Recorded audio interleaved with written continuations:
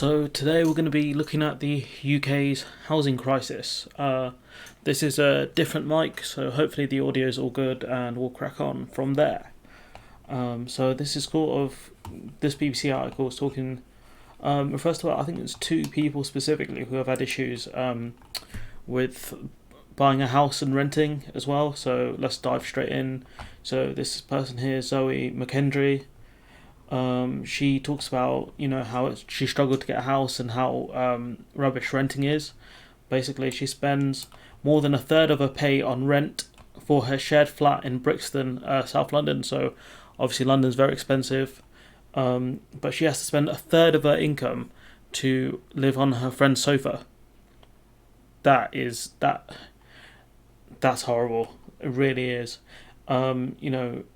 She dreams to have the keys of her own home, but that's a distant prospect. Most likely she'll have to move out of London if she wants to get her own, like a nice place. Instead, she has to contend with what she calls callous landlords and escalating costs. So she has experienced multiple no-fault evictions where landlords can evict you at short notice. I think it's about 2 weeks' notice. Without good reason, they can just say, all right, you need to leave. So say if the landlord gets a better offer or, wants to sell up, they can say, all right, get out. Zoe says, I can't do things like buy a car, which I'd like to do. I can't move out. I still have to be in a flat share. So essentially, she can't afford her own flat. She pays a third of her income to live with other people. Like, it's just a crazy system. It really is, and it causes a lot of problems. The government intends to ban no fault eviction. Just do it. You guys have been in charge for about 10 years, almost 10 years, do it. Why haven't you done this before? Why wasn't this a problem 5 years ago, 6 years ago? Why are you only acknowledging this now? We've had 3 prime ministers in that time, done nothing. In a poll, more than 2,000 people for the Affordable Housing Commissions, 13% of adults says it's affecting their mental health because of the housing situation. Just looking at those in unaffordable housing costing more than a third of their income. Imagine spending a third of your income on where you live, and where you live is just not a great place to live in anyways. It's just madness. It really is.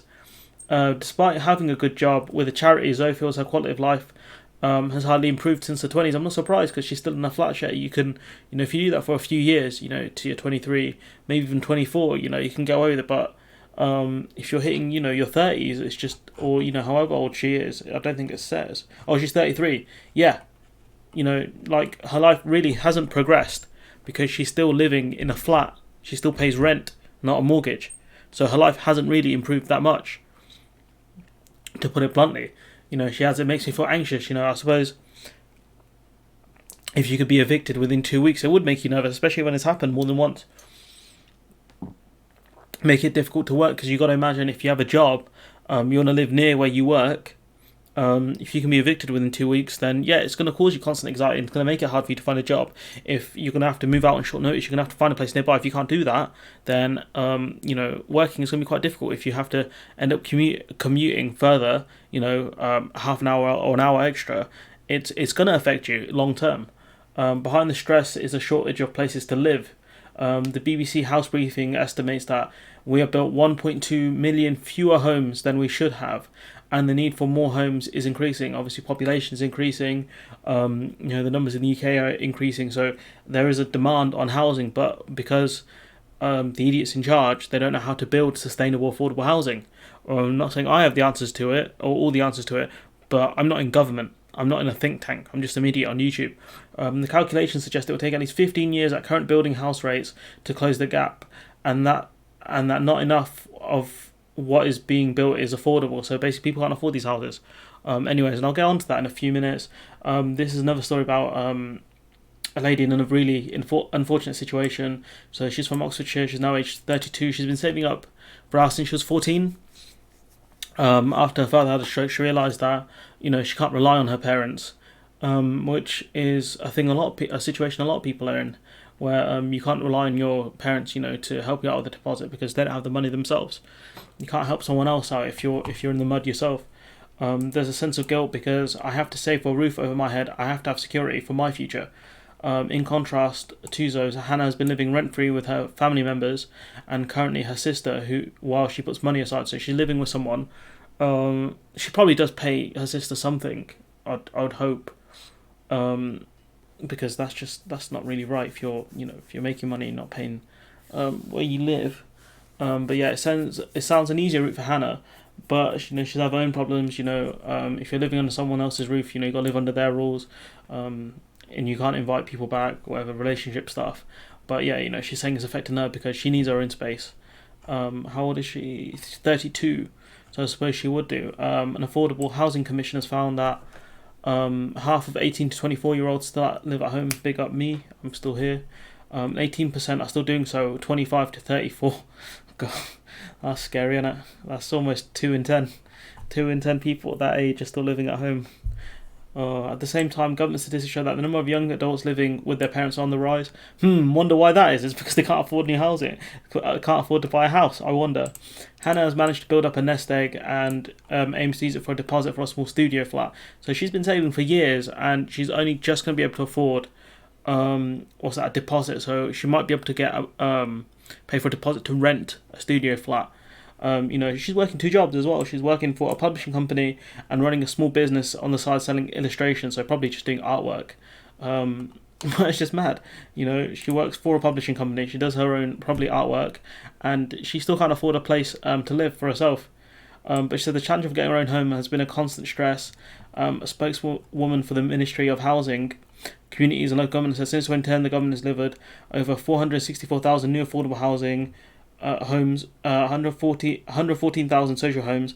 In addition to this, the social housing waiting list has decreased by 40%. Last year we delivered more homes. We've abolished the council borrowing cap. The fact that BBC don't really fact check this does annoy me. You could say that I should be doing it myself, but I've had a look around. The numbers seem to be accurate. However, the issue is that when they talk about homes being built, normally it refers to dwellings, and so you might ask, what are dwellings? So if we look here, where is it?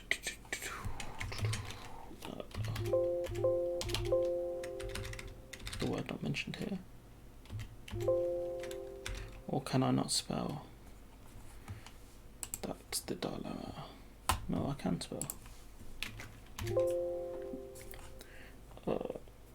And basically what they've done is they've just taken a building, they've cut it up into a load of small flats, and they don't have windows. Your average renter can't afford to buy a 3-bedroom flat new build, so we need to look at new types of homes that people can afford.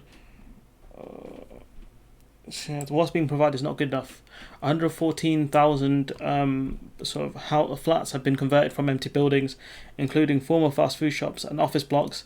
These homes come with no quality or space standards. Developers don't even have to provide windows. So you don't even have sunlight. You don't even have sunlight in these places. That'd be a struggle to live in. See, government figures have shown that Salford, South Derbyshire, Uttlesford in Essex have seen the highest rate of buildings, whilst Kensington and Chelsea, Gosport and Portsmouth have recorded the lowest rates, probably because the building costs in those areas. I'm not sure about Portsmouth though. So yeah, I mean, if we look into more detail about this, sort of closer to where I live, actually we'll go for this one more. More than 11,000 homes in England to be built on land at high risk of flooding. So essentially, these homes that are being built, it's being built on floodland, so it's going to get flooded very easily. And the government don't like investing in flood defences, as we have seen recently. So there's that. So if you build a house on a floodland, then your new home's going under, especially with climate change on the rise. But yeah, if we look closer to where I live, these houses that they're building near, literally about a minute away.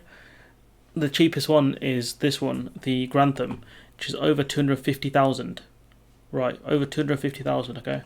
And so they go up to this one here. I think this is the most expensive one, about 350,000, right? And so the average house price in the UK, according to Zoopla, I think this is how it works anyways. The average price paid for a house in Northampton, I don't know if that's in general or just through Zoopla, so pinch of salt is required, 265,000. So this house here is just under the average. And this is out of over 1,000 sales over the last 6 months. So I'm assuming it's just Zoopla sales.